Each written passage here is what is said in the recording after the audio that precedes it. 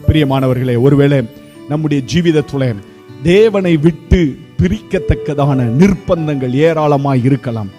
அந்த நிர்பந்தங்களை மேற்கொள்வதற்கு நம்மகிட்ட பலன் இல்லாம, ஒருவேளை நமக்கு தேவையான சப்போர்ட் நம்ம குடும்பத்திலிருந்து கிடைக்காது, நம்ம சுற்றி இருக்கிறவர்கள் மத்தியிலிருந்து கிடைக்காது, நம்முடைய பரிசுத்த ஜீவிதத்திற்கு தேவையான காரியங்கள் எவ்வளவோ நம்மை விட்டு எடுபட்டு போகத்தக்கதாக நம்மை சுற்றில காரியங்கள் அப்படியே இருந்து கொண்டிருக்கலாம்.